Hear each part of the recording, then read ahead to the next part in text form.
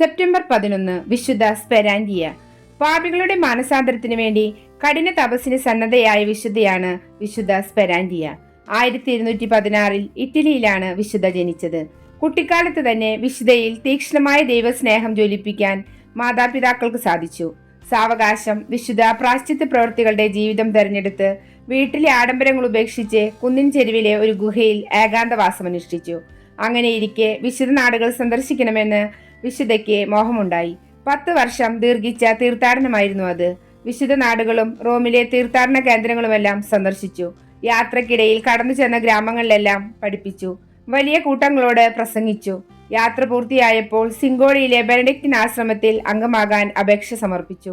അവളുടെ വിശുദ്ധ സ്വഭാവം തിരിച്ചറിഞ്ഞ അധികാരി ഉടൻ പ്രവേശനം അനുവദിച്ചു. ഉപവി പ്രവർത്തനങ്ങളും പ്രാശ്ചിത്ത പ്രവൃത്തികളും കഠിന തപശ്ചര്യകളും അനുഷ്ഠിച്ചുകൊണ്ട് സ്പെരാൻഡിയ വിശുദ്ധിയിൽ മുന്നേറി. പിൽക്കാലത്ത് വിശുദ്ധ ആബസായി തെരഞ്ഞെടുക്കപ്പെട്ടു. 1276 നിത്യസമ്മാനത്തിനായി വിളിക്കപ്പെട്ടു. മരിച്ച് 2 വർഷത്തിന് ശേഷം കുഴിമാടം തുറന്നു. മൃതദേഹം സംസ്കരിച്ച ദിവസത്തെ പോലെയായിരുന്നു. അതിനാൽ മൃതദേഹം മറ്റൊരു പെട്ടിയിലാക്കി ആശ്രമ ദേവാലയത്തിന്റെ പ്രധാന അൾത്താരയ്ക്ക് കീഴിൽ സംസ്കരിച്ചു.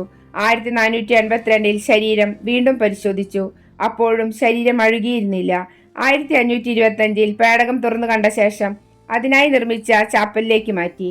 1635, 1768, 1834, 1870, 1952 എന്നീ വർഷങ്ങളിലും പേടകം തുറന്ന് പരിശോധന നടത്തി.